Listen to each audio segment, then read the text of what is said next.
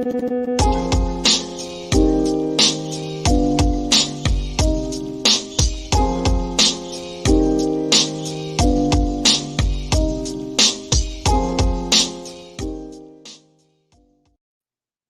right, and we're officially live. Running behind, we planning to get all of our slides together, everybody. That's all my fault. So just a couple minutes late. I'm slightly irresponsible. Mark, how are you doing today? Oh, I'm doing great. Thanks, Eric. Thank you. All right. Now, things keep shifting around as we go. We were not planning to do our third part of the CIA series. We were actually going to be covering RFK, but we want to be a little bit closer to RFK on Sidebar. And there's some exciting developments with Mark and Sirhan coming up. And so we will be literally covering that. And I hope you guys like Mark. You're going to be seeing a lot of him over the next couple months because there's just so many moving parts that are almost shocking.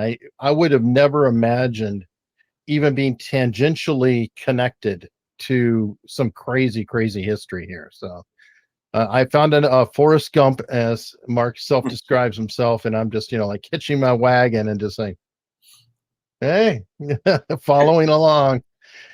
So today we are finishing out our CIA trilogy. I feel like it almost is a trilogy. We have CIA in the movies, we have CIA in the news, and then we have CIA, or family of the CIA.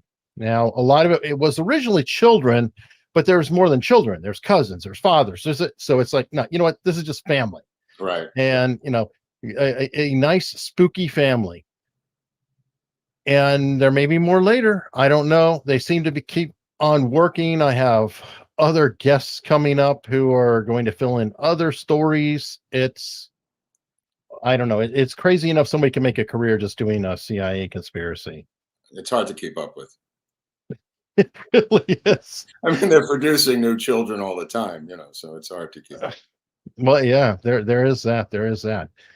So we've got actually a lot of slides. I mean, slides, but a lot of pictures. We like using the pictures because it's cool to have Mark talk about stuff, but it's a lot better if you're like, okay, oh, that guy. Oh, okay, that guy. Even though you don't know who that guy is, still put a face to the name, talk about who they are.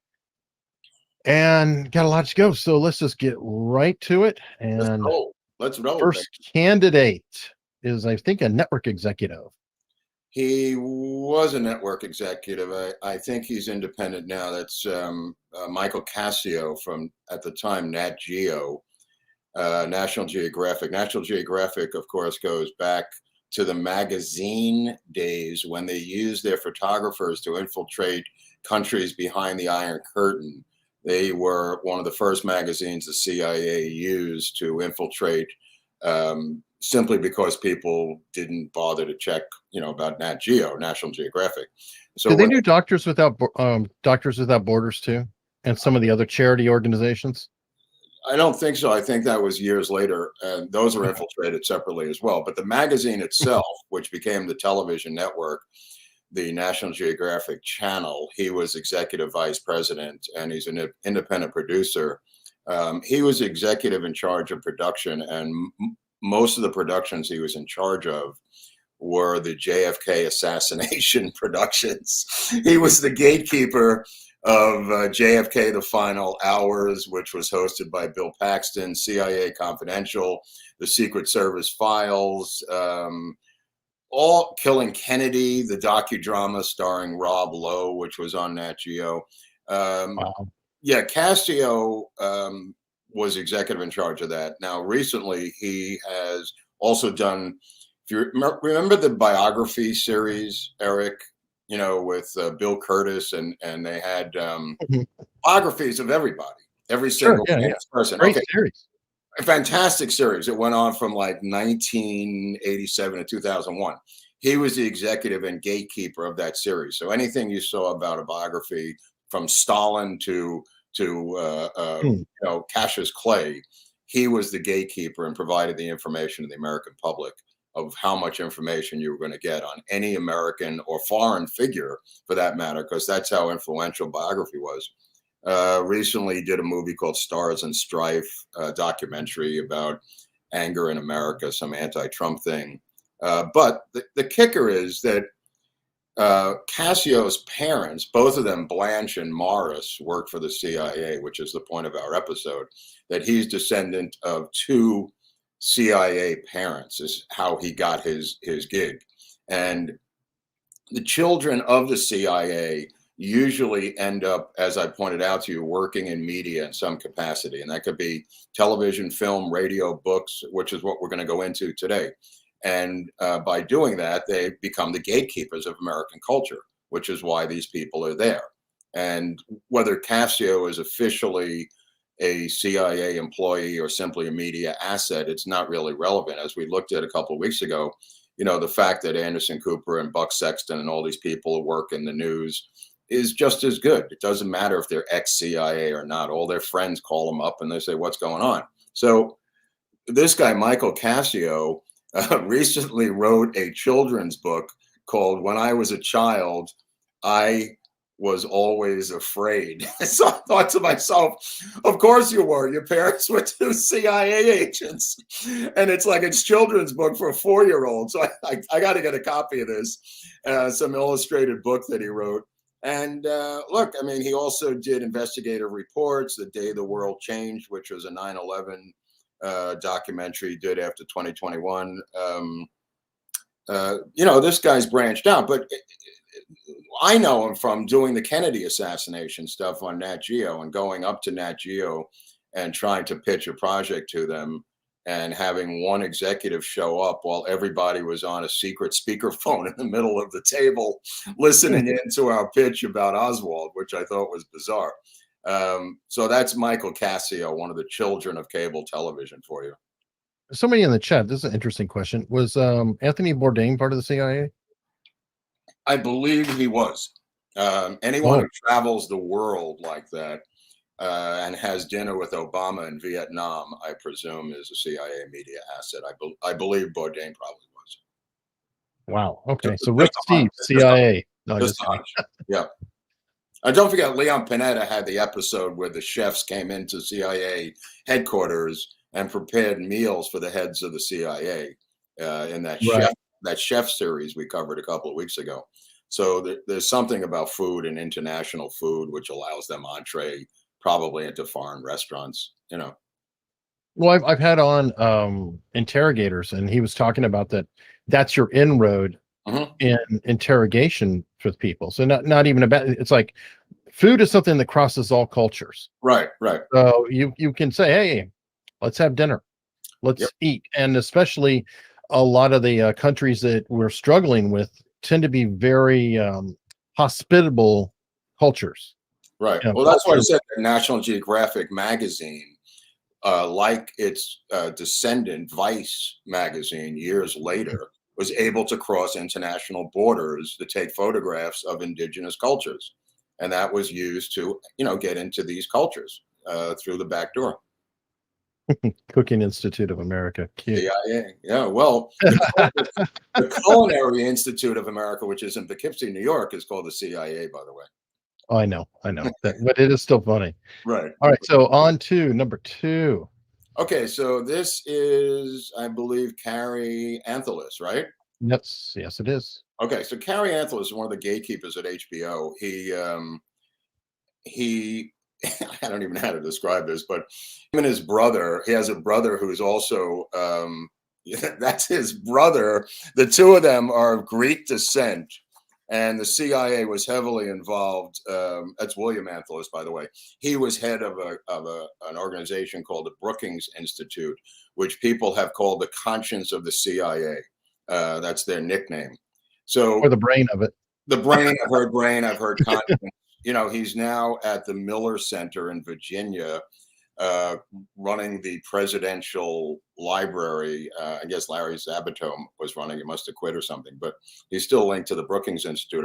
When Oliver Stone and I went to HBO to pitch my Oswald miniseries, there were about 35 people there. And this gentleman, Carrie Antholous, was examining every document I presented on the table as if he was Colonel Klink in Hogan's Heroes. He was lifting them up and looking at them almost with a monocle to see if they were real documents. And as this was going on in the background, this guy is examining every document as a gatekeeper, which I think he was for HBO for many years in terms of intelligence and, you know, documents and things of that nature. To get into an HBO production, you had to get past him. And unfortunately, we didn't get past him. So the production never happened at HBO. But I just remember him asking me every once in a blue moon during the pitch, which took about 2 hours with Oliver, just the most intrinsically bizarre questions. And then I would answer them and get back to the pitch. Like, he was there for one reason only, Eric.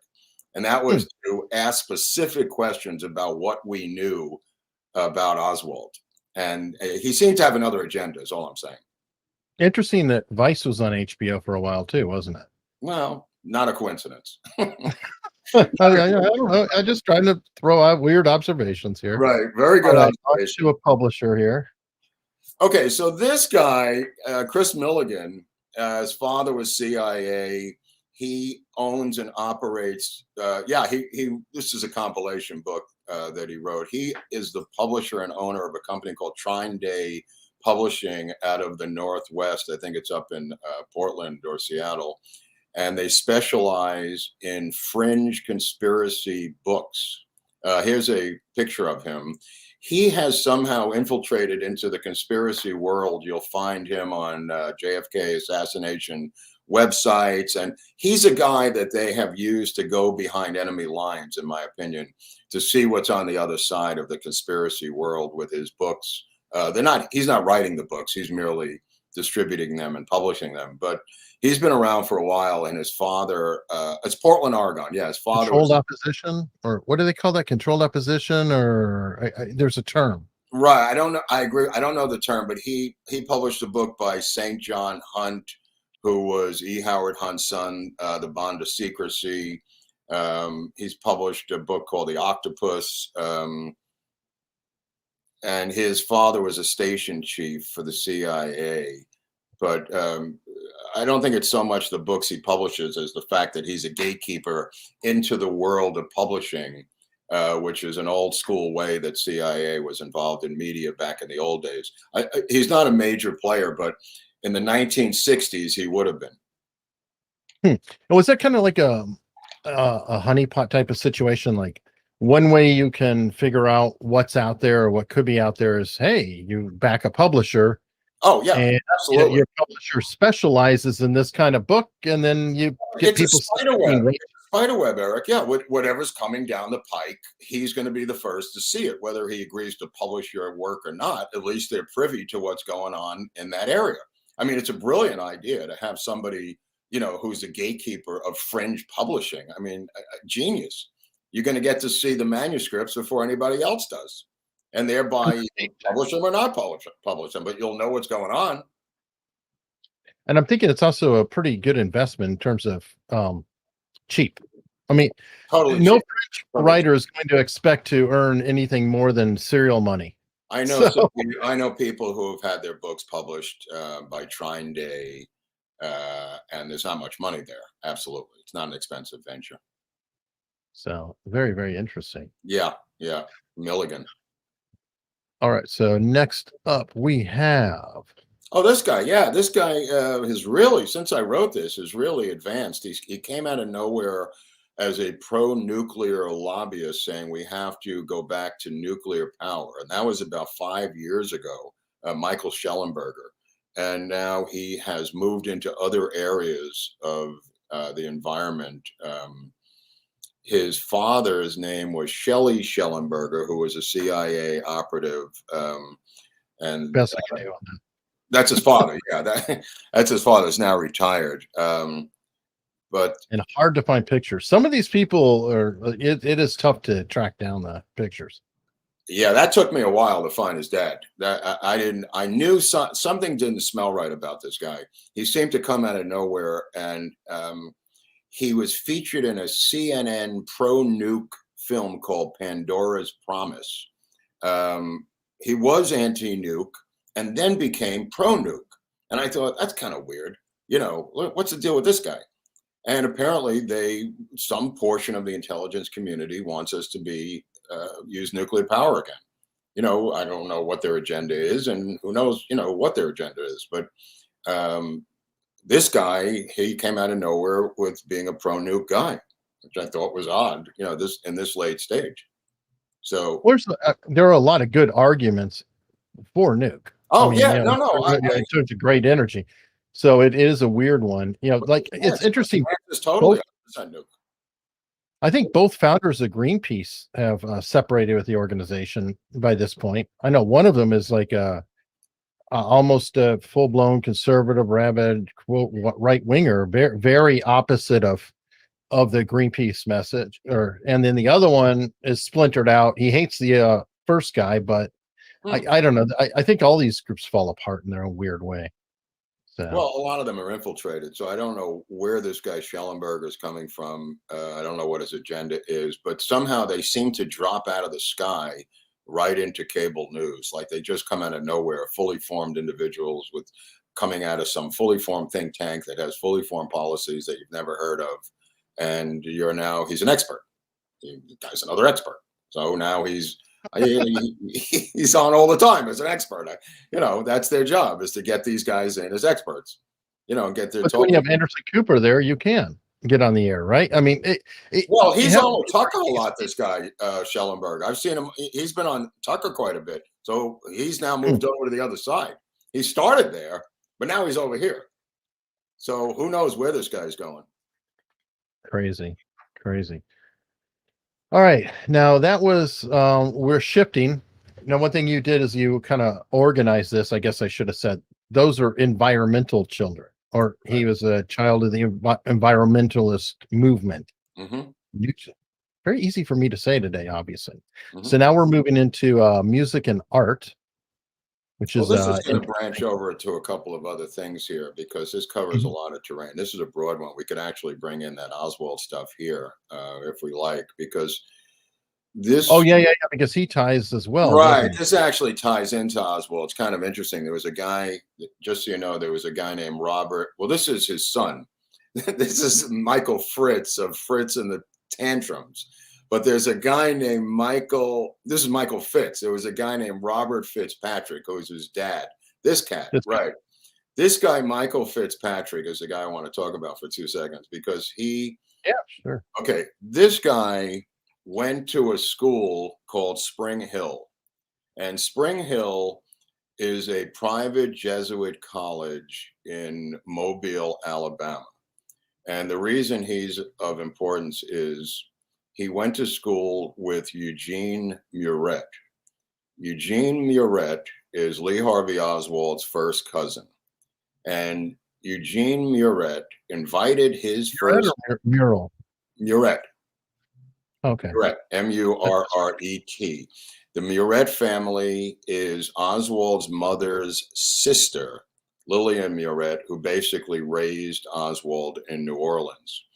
And the Muret family, Eugene Muret, going to Spring Hill College, this Jesuit college in Mobile, Alabama, invited Lee Harvey Oswald to be the guest speaker. That's his mother, Lillian, a number of years later. That's she's the sister. No, that's Marilyn. I'm sorry, it's years later. That's the first cousin of Lee Harvey Oswald. But if you could go back, okay. So this is. Hold on. This is Eugene. Okay. Let's just focus on Eugene for 5 seconds. Eugene Muret goes to Spring Hill College, and in that college, he invites Lee Harvey Oswald to speak on what it's like in the Soviet Union after he came back. So not a lot of lone nut assassins get to speak at colleges about their experience in the Soviet Union. But Lee Harvey Oswald was the guest speaker, invited by his first cousin, Eugene Muret, to speak at Spring Hill College in Mobile, Alabama. Now, one of the students there is this guy, Robert Fitzpatrick. So because it's a men's Jesuit college, Robert Fitzpatrick is assigned the task of dealing with Marina Oswald, who's sitting outside the lecture hall, and he comes out and, for reasons that nobody knows, speaks Russian and becomes Marina Oswald's pen pal and becomes kind of a handler for Marina Oswald at that time. He walks around the college with her, befriends her, Yeah, gives he her said he wanted to practice his Russian, and that's right. He why wanted to practice his Russian, and everybody's speaking Russian. It's amazing how many cats are speaking Russian back then. So anyway, he becomes after he leaves Spring Hill College, he becomes the youngest city councilman in the history of Baltimore, Maryland. He then becomes the head of Johns Hopkins Medical School. He then becomes the head of Euro Disney. He then becomes the head of Cal Arts in California. He then becomes the head of Chicago Institute of Art, which is where I think this photo is taken. He then comes out as gay, even though he's got a wife and 2 kids, and he's Canadian years later. He is a spook that they graduate into the art world. And the reason he's important is he allows them to infiltrate into the art world, which is where they've had problems penetrating. But through cats like Robert Fitzpatrick, they were able to infiltrate into the fine arts world. And he infiltrated into Baltimore city politics. I don't know if he ran into Pelosi's father, who was the mayor at the time, but he was the youngest city councilman in Baltimore history. What he has to do with Baltimore, the guy's not even an American. He was given an American citizenship when he graduated from Jesuit college because of his work with Marina Oswald. He was given an honorary American citizenship or some sort of citizenship to allow him to become the city councilman of Baltimore. And the head that's interesting. So he got his citizenship by working with an assassin's wife. Right, who was a Russian KGB, who was a Russian KGB colonel's daughter. So that's how he. Interesting way to gain that citizenship. And you brought up a point a minute ago, going all the way back with Marina. By the way, nobody knows any of this, Eric. What we're talking about here, this is all breaking news. That nobody knows any of this stuff about these guys. Wow, that's fascinating because you're talking about him lecturing at the school. And I did find stuff about Lee Harvey Oswald appearing there and lecturing. There's so much more about Lee Harvey Oswald. I mean, truthfully, I'll put it this everything way. I've known is he was just a weird, a week before Oswald speaks there, Joan Baez performs there in the same stage, right? So, and 2 weeks after Oswald's done, a businessman from New Orleans speaks there, and his name is Clay Shaw. Now, the odds of that happening are 1,000,000,000 to 1. But Clay Shaw, who is put on trial by Jim Garrison after the assassination of being one of the only conspirator ever charged with the murder of the president, speaks at the same Jesuit college as Lee Harvey Oswald, booked by Oswald's cousin. Now, getting back to Eugene Muret, which is what I wanted to tell you about, which is really unusual, is Eugene Muret ends up being what's called the I'm trying to remember the exact phraseology of it. He becomes the head of the Bosnian judicial system after the Bosnian War. He's brought in as a judge to reshape like the Supreme Court justice almost. Right, but of Bosnia. This is after the Bosnian War. He's brought in as the supreme whatever of the judicial system to make their judicial system more like ours, Eric. So from bringing, here he is. It's called the Judicial Administrator of Bosnia. That was his title, Judicial Administrator of Bosnia. And he worked for an organization called the U.S. Agency for International Development, which is USAID, which, as we all know, is a CIA front organization. So that was his payoff, was to go all the way back. He was also in the district attorney's office of New Orleans. A lot of these Jesuits, as you may or may not be aware in your audience, Jesuits are directly linked to the CIA over the years. You know, they're able, or the original idea was that they were able to penetrate borders, promoting Jesuit Catholic beliefs. Same thing as Nat Geo, but from a religious angle. So Eugene Muret is the brother of Marilyn Muret. And if you get back to that other picture, I'll explain Marilyn Muret because she's really interesting. Marilyn, who is his sister, is the Barack Obama's mother of her era. This is Marilyn. And if you show the other picture, you'll see a much younger version of her. with the three of them in New Orleans. Yeah, that's her on the left.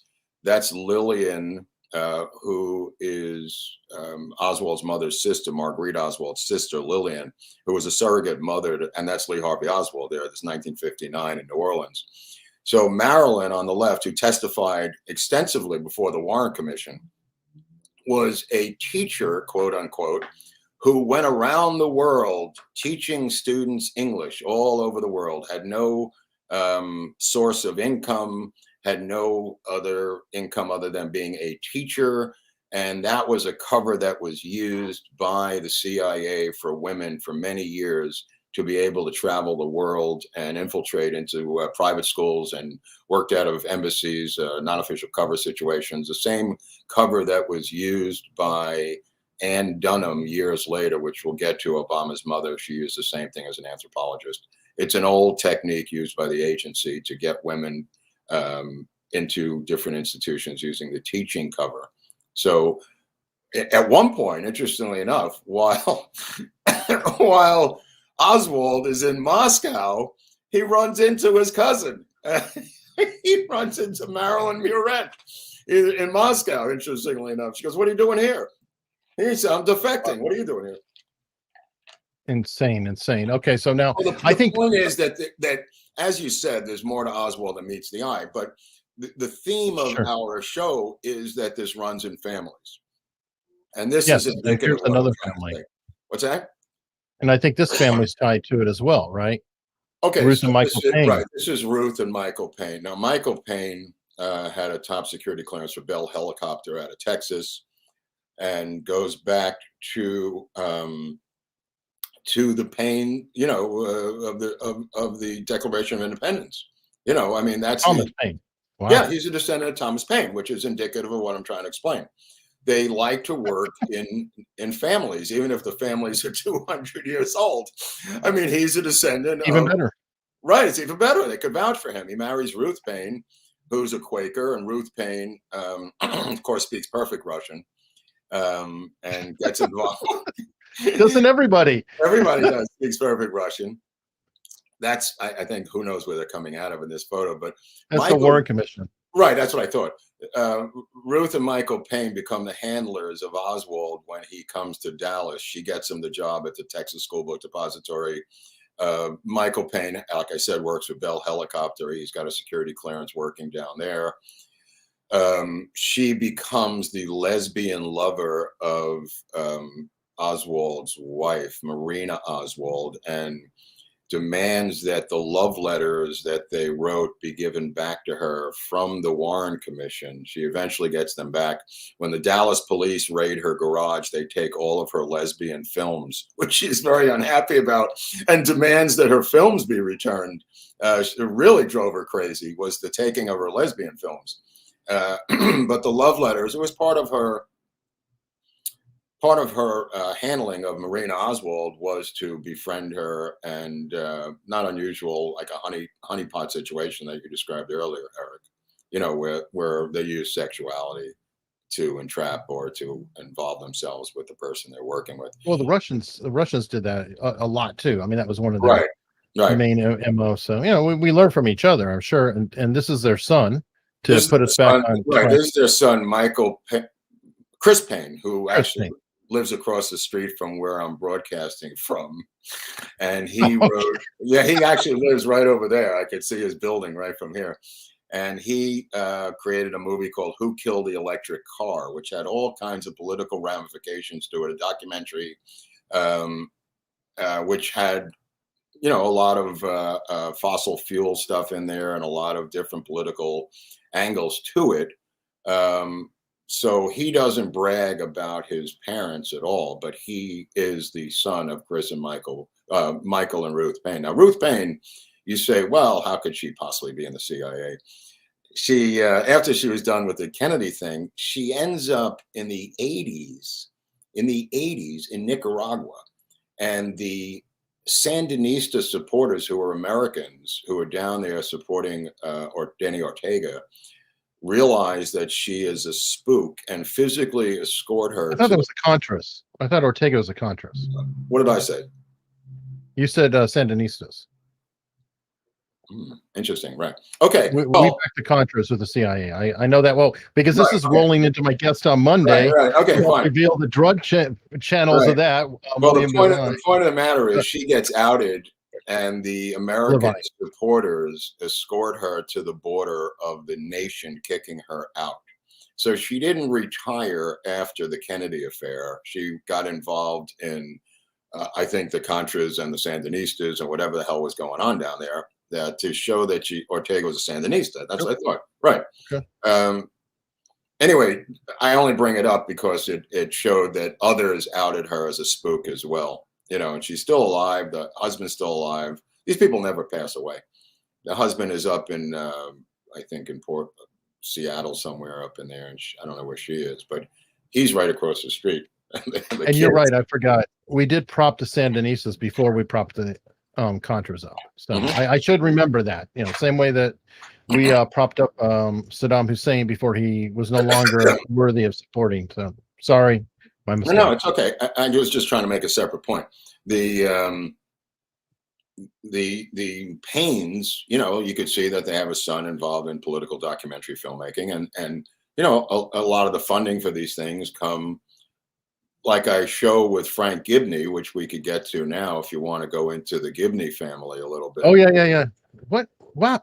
Oh my God! It's a coincidence. That's Alex Gibney. Okay, so that's Alex. He's the son of Frank.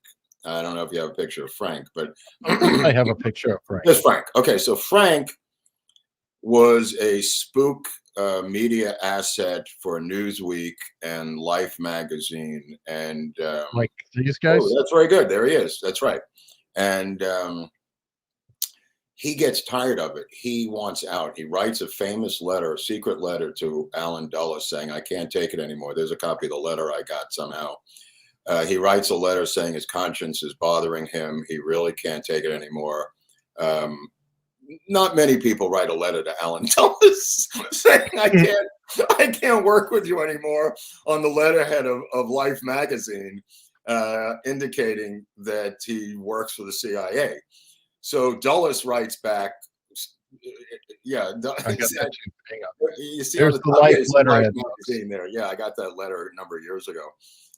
Part of my collection, and the response I got separately, a little bit redacted, but not bad, from a guy named Alan Dulles, director of the CIA, to Frank Gibney, right at the time in life, Rockefeller Center, saying, I will meet with you and talk about these issues.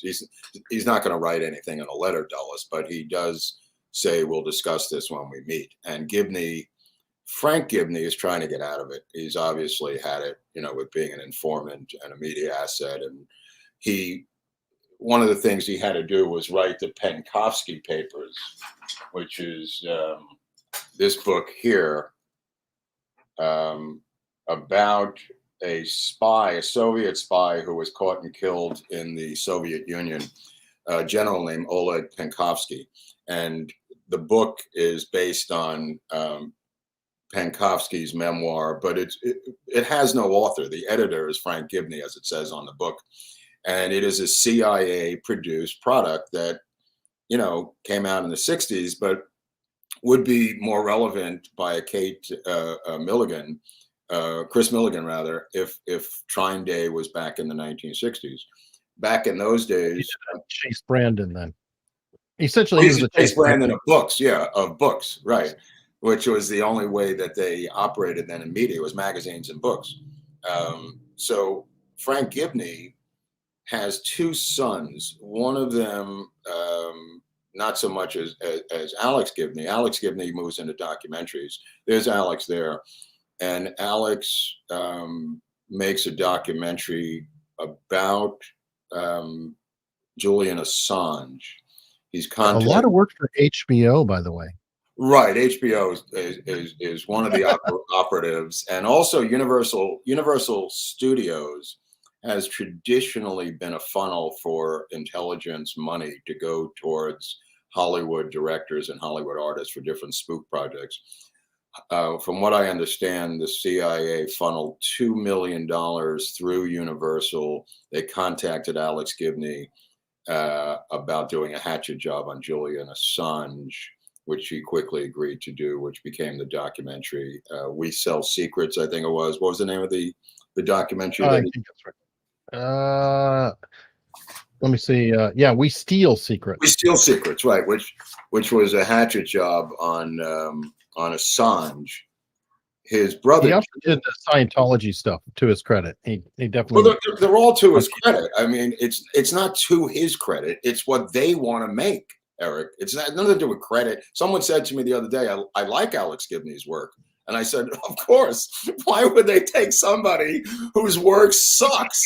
It's a ridiculous statement. You know, I hate Alex Gibney's work. It sucks. The CIA should get a better guy. You know, of course the stuff's good. I mean, if they gave me $2 million for Universal, I think I could make a pretty good documentary about Popeye the Sailor. You know, I mean, come on.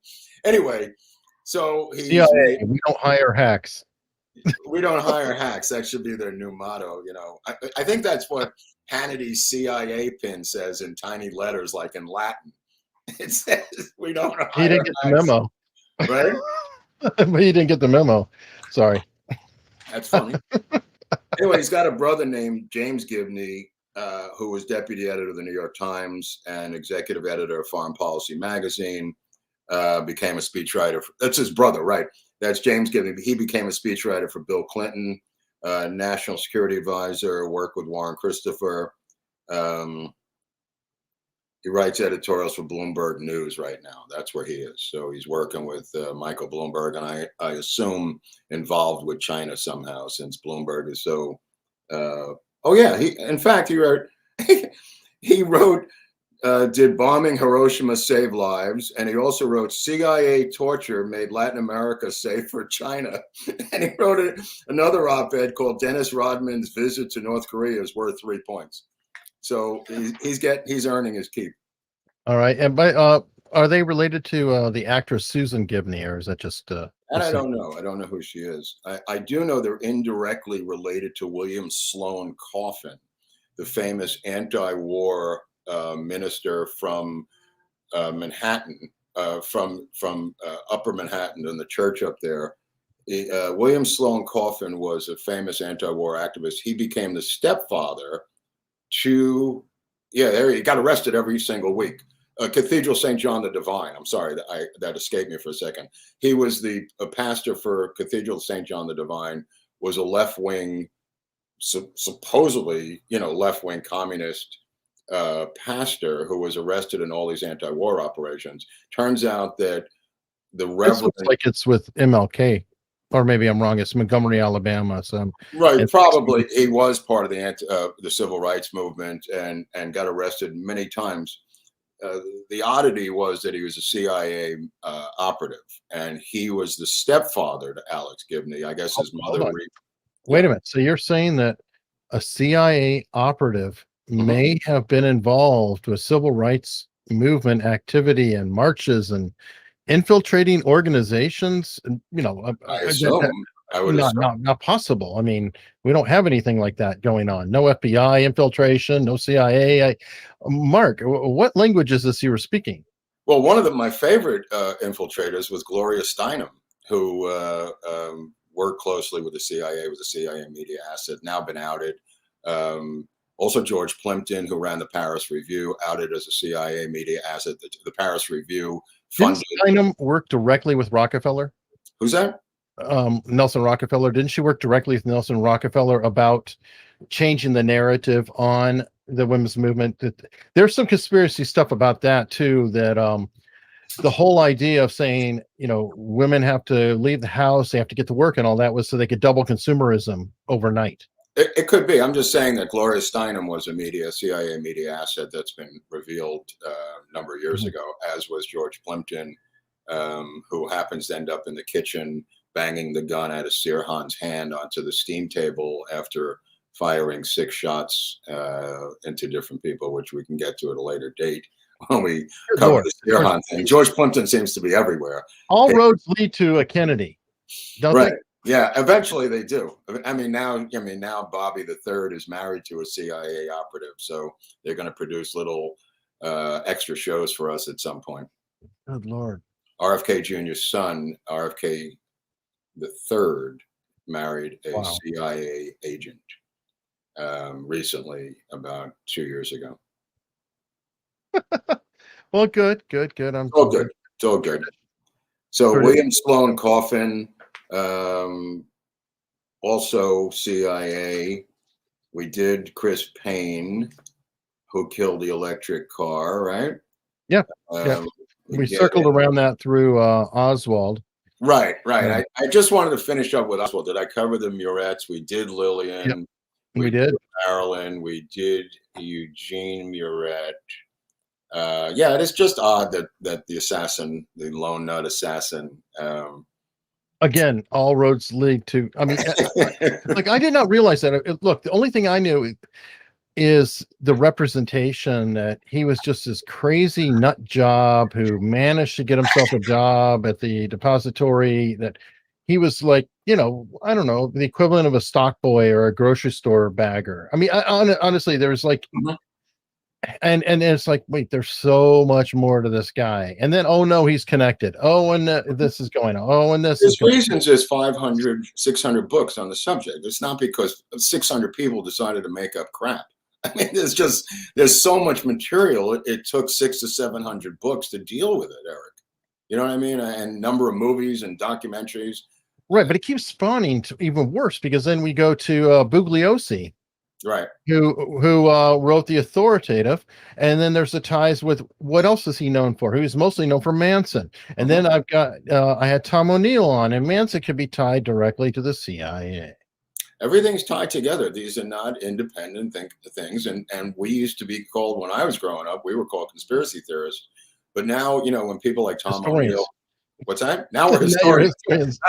now we're famed historians. But originally, we were tinfoil hat conspiracy nuts. I mean, like we pointed out, I mean, that came up from Rush to Judgment, the 1967, 64 book by Mark Lane that hit the #1 on the New York Times bestseller list, and the CIA wanted to smear him by calling him a new term called a conspiracy theorist. That was created exclusively for Mark Lane, exclusively for the book Rush to Judgment, which was the #1 bestseller in the nation when it came out, debunking the Warren Commission. One of the first books ever. Wow. And it's so funny because and I'm leading into the 80s and 90s, where we have Gary Webb, Two to the Head, Mm-hmm. and I'm going to be tying that stuff together. And you're talking about these publishers that are out there debunking, right? Well, there's this Montel Williams thing that has William Levine on it with Gary Webb, and they're talking to Michael Levine or William Levine. I'm sorry, it's William Levine. Michael. Okay, I'm sorry. Go ahead. I get it. I don't know why Levine throws me off. I apologize. Right. It is Michael Levine. I only know that because I used to go as a kid to Levine's bungalow colony in the Catskills, so that's why I'm an expert on this. Oh, well, there you go. There you go. I was Philip Levine. Well, and he is how does he put it? He's a Jew that played Italian Puerto Ricans. Like the whole spread. Undercover. Yeah, he did all of that, and he is out of New York City area. But anyway, he's there, and then there's a couple people there, which is like I forget the name of the guy who's head of accuracy in media, AIM. I was just looking at something they wrote. What are they talking about with them?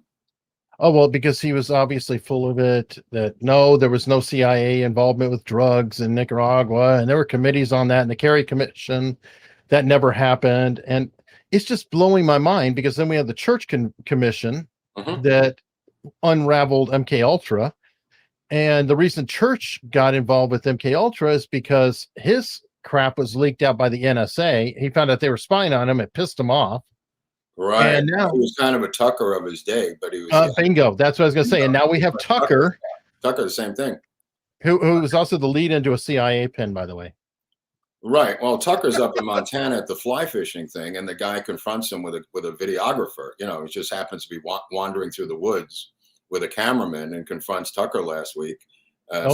Screaming at him. It turns out that guy was linked to the CIA. The guy who, he was outed within 12 hours. Oh my God. The guy who confronted Tucker was a CIA operative. Okay, so you know what? To get back to the story and get less scary, Right. Let's talk about that fine family that we all want to discuss, and Which definitely want to get family is this. that? I mean, they've got you're talking about This family, this the the beautiful family here. the Dunham, Yeah. Soterra, Obama family. I mean, there's a lot of names. On the left, you'll see Ann Dunham, and Ann Dunham is wearing a blazer. On the right shoulder are the initials to a Jesuit Catholic school in I'm swear to God, It is. swear to God, are the initials for a Jesuit private school in Beirut, Lebanon, where this photo is taken, because the man in the middle is her father, the grandfather to Barack Obama, who was a CIA operative at the Beirut station where this is taken, with the grandmother of Barack Obama sitting next to him. And by the way, this was in the time that Beirut was considered the Paris of the Middle East, right? Absolutely, absolutely, yeah. The woman on the right, Madeline Dunham, will end up running the escrow account out of the Bank of Hawaii and Honolulu that the CIA used as a private slush fund for dictators like Marcos in the Philippines and Sukarno in Indonesia and Hussein in a place called Iraq. She will handle privately that money being funneled through that bank. The woman on the left will become the Marilyn Murrett of the 70s, 60s, and 70s, Ann Dunham. She will, just so you know, apparently they used a lot of anthropologists. Anthropologists later became the go-to profession for the intelligence agencies How because about they were archaeologists? archaeologists too. In fact, one of the teachers that Obama had at the private school in Hawaii was the model for Indiana Jones, one of his teachers at the school. So, I mean, when Indiana Jones is your teacher, I mean, I guess anything's possible, you know. Well, there you go. And Indiana Jones, of course, was what? He was anti-Nazi. And what was the CIA built for? It was because of, oh my God. Right, right. So It's a anyway, loop. It's like an OODA loop for right. So anybody who wants to study the market. Ann Dunham becomes involved in these sham marriages, first to Operation Air Africa, it was called. They brought over 282 Africans from various nations because we wanted to have the future leaders of Africa during the Cold War when we were battling the Soviets in Africa. So from Kenya comes Barack Sr., who comes to the university in Hawaii and an organization called the East-West Foundation, which was a CIA front at the University in Hawaii, where her and Barack Sr. are, of course, studying Russian together, as many innocent people do. Well, you've established that. Right. So the two of them meet. The two of them meet studying Russian, which is where every lovebird meets. You know, we always meet Well, of course. at the East-West Institute at the University of Hawaii. So, by the way, Hawaii is just, from what my recent research indicates, is completely Spooksville. I mean, everything involved, the more I dig into Hawaii, the more it seems like it's a complete CIA state. Mark Chapman coming out of there, a lot of MK Ultra stuff coming out of Hawaii. Apparently, they've been doing stuff in Hawaii for years that you and I are not privy to. But Dunham meets. What kind of makes sense, though, doesn't it? I mean, again, it does now, yeah. We're going to say the CIA is all out of World War II. I mean, Hawaii is out of World War II, and yeah, Pearl Harbor starts World War II. I mean, in Hawaii, the beginning, yeah. So anyway, so here's little. That's, I guess, the grandmother on the right and his mother on the left, and little Barack in the middle. So Barack Sr. comes from Kenya, leaves a wife who's pregnant at the time, comes to Hawaii and marries this woman and impregnates her with Barack. He then goes to Harvard, hooks up with a Jewish woman, marries her also, and takes her back to Kenya. So that's like, he's got 3 wives in 2 years simultaneously. So is he a bigamist, or did he manage to divorce him? There's some overlapping things here. I don't know what happened to the one in Kenya. The one in Harvard goes back to him. he's kind of kicked out of Harvard because the parents begin to write to the dean of Harvard that this guy is having sex with their daughters and impregnating them. The parents, not connected, separate parents, write to the dean of, he's a player, and they write to the dean saying, this guy is impregnating our daughters. So he's unceremoniously, quietly sent back to Kenya, and he takes one of the students with him as yet his third wife back there. And Barack Sr. was the underling to a guy named Maboya. And Maboya was the next in line to become the head of Kenya. And they were, Tom Maboya was the one who arranged the airlift of Barack Sr. to come to the University of Hawaii. Maboya was part of the same tribe as Barack Obama Sr. Maboya is assassinated, and then there's an assassination attempt on Barack Sr. in Kenya. He later dies in a drunken car crash into a rubber tree. Himself becomes an alcoholic and drives himself into a tree.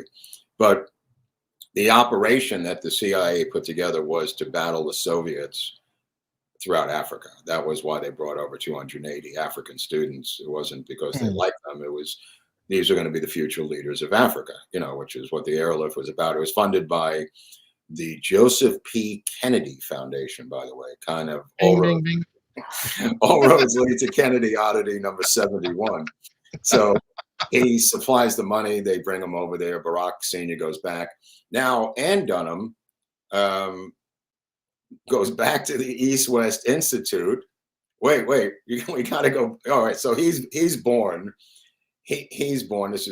She now, I don't even know how to explain this except to tell you, she meets a guy named Lolo Sotero at the East-West Institute in Hawaii. She goes. See, the chat was ahead of you. There you go. Barry Sotero, yeah. So, okay, so Barry Sotero is the stepchild of Lolo Sotero. And you say, well, Mark, who is Lolo Sotero? Lolo Sotero goes to the East-West Institute at the University of Hawaii to learn Russian, like everyone does. Well, everybody does. Everybody goes there. So he shows up, and now you'll tell me he's a Jesuit as well. He's not a Jesuit. He now meets Ann Dunham, and of course immediately marries her, as things have it. And Lolo Sotero is a colonel to a guy named Suharto, who's a general in Sukarno's military in Indonesia. Sukarno, and this is where Sukarno comes in. Sukarno is like the Nasser of Indonesia. He's a nationalist who's playing both sides of the coin. He's the first democratically elected leader of Indonesia. Sukarno is not a strong man. He's a nationalist. He's duly elected.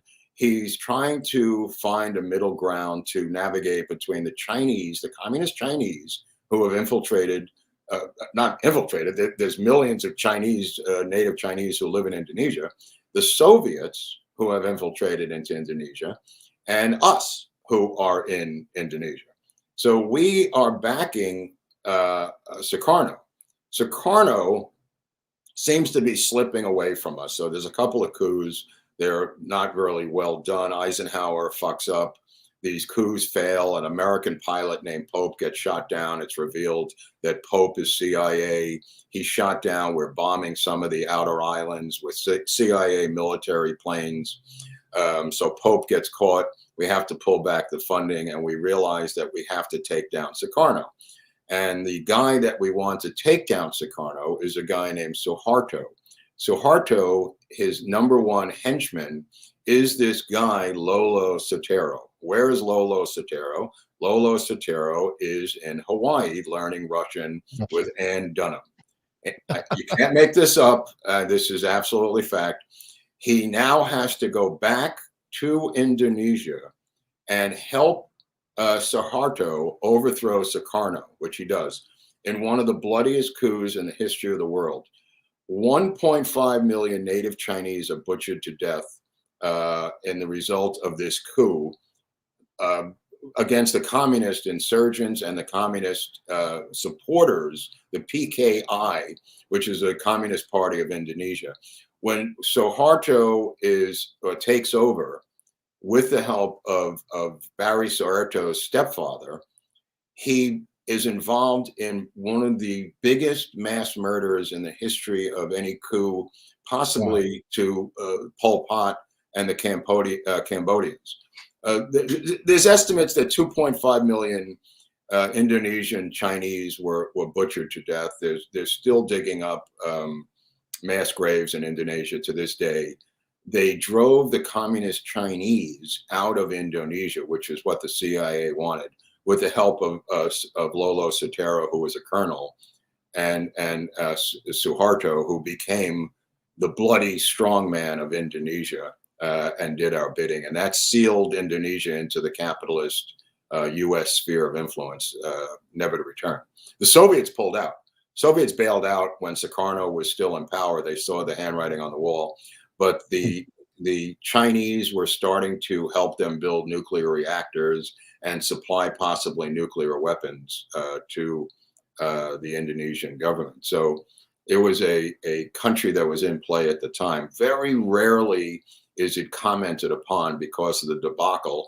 And the reason it's important is Obama, as president, refused to mention Indonesia, didn't want to mention it at all. And a man went village to village with a group. And when Obama was running for president, he went with a group through the villages and threatened them, saying, "Do not talk to the media." And that was a guy named John Brennan, who later became the head of the CIA for Obama. Charming John. Yeah. Anyway, so Ann Dunham, this looks like Central Park for some reason when he was going to Columbia. When he goes to Occidental College in LA, Occidental College is a CIA recruiting college where dozens and dozens of CIA operatives have come out of Occidental here in Los Angeles. He then transfers to Columbia University, which is where I think this looks like Upper Central Park here. If my New York roots indicate that I still remember it, that's his grandmother and grandfather. He takes an intern job at an organization called BIC, which is a CIA front organization in New York, which is called Business International Corporation, when he's at Columbia. And he's an editor of a magazine there for them. And that's a CIA operation to spread international propaganda around the world.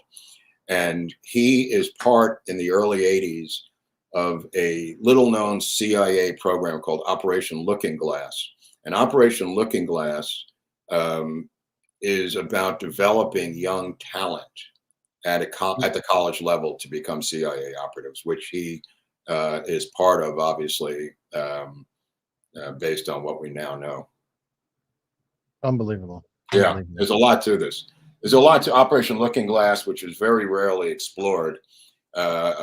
But you could see that his road is being paved. Put it that way. Wow. He's now taken at the age of 6. He's taken by his mother, Ann Dunham, back to Indonesia, where he's put into a madrasa, and they give him a Indonesian Sabaric last name, so he can become an Indonesian citizen. And I think the whole thing about his birth certificate was not about birther or anything about that. It was about this adoption by Soetoro, this legal adoption of him, which had to happen for him to go to an Indonesian school based on Indonesian law. He had to be adopted. There was no way a foreign national surfacing these roots. So, okay, so what you're saying is that the whole scheme might not have been to disprove where he was born. It was to force him to show who he's related to.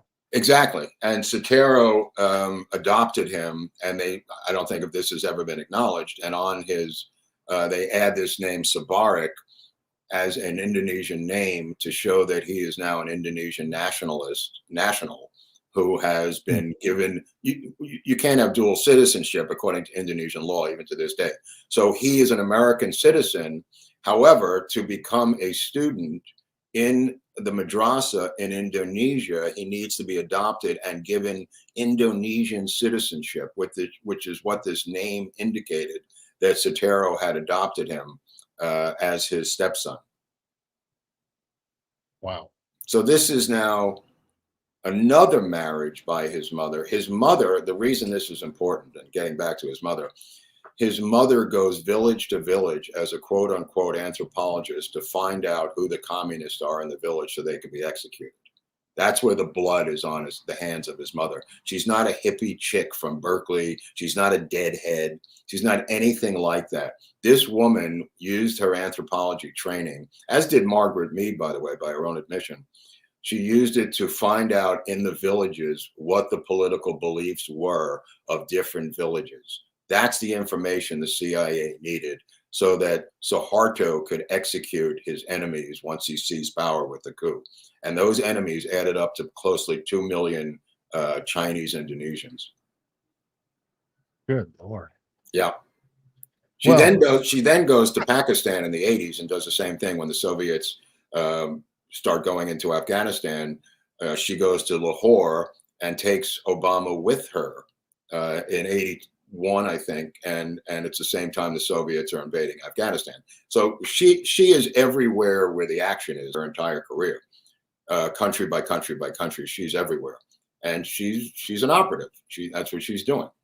This is but the dirty politics is using the anthropology to find out the politics of the villagers. That's where the blood is on the hands of the family of Obama. And he refuses to acknowledge any activity about his mother during that time period, other than that she was an anthropologist and, going through these villages, which is far from true. This coup is one of the most underreported American-backed CIA coups in American history, with the highest body count of any coup in American history, the coup in Indonesia, of replacing Sukarno with Suharto. Very rarely discussed.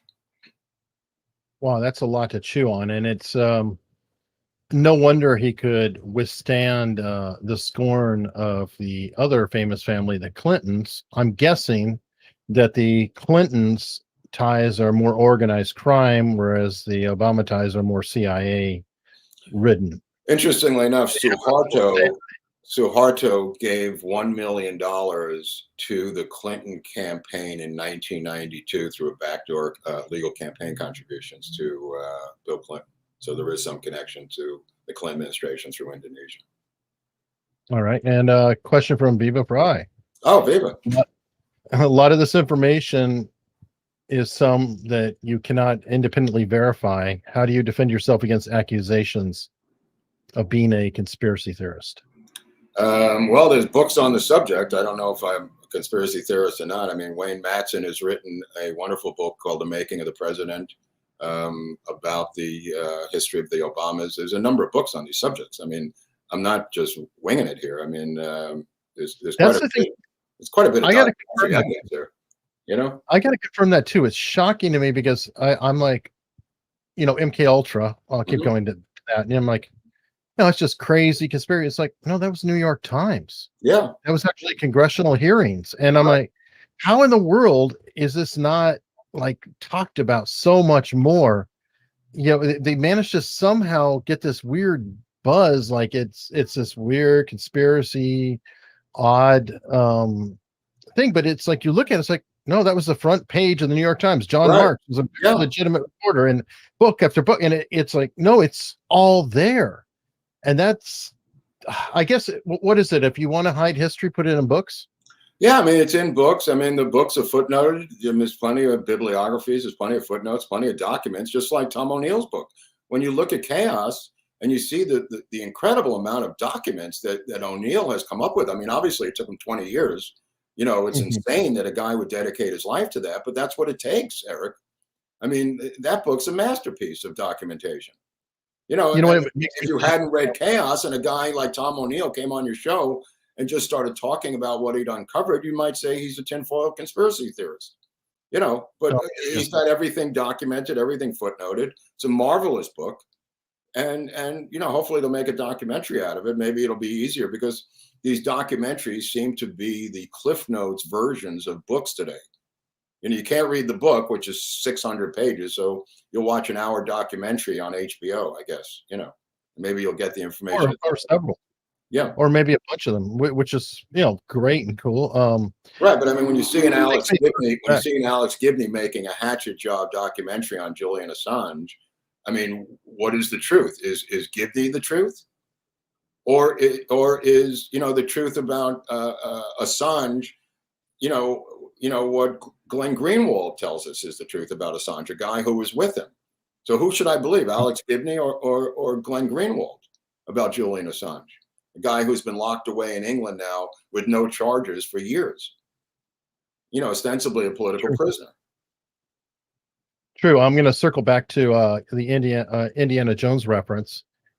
When we're talking about all the material out there, it's voluminous, actually. And if you remember the end of Raiders of the Lost Ark, where they hid the Ark of the Covenant, like giant ass government facility amongst miles of boxes. That's right. Kind of what we're looking at here, and why Tom O'Neill has to spend 20 years, because a lot of it is it's sort of being hidden, I think, in plain sight. It's all out there, but it's buried, it's obscure, it's odd. I mean, books have fallen out of print. I mean, you're showing me to connect. It takes a long time to connect these dots. I mean, Mark Lane was called a nut.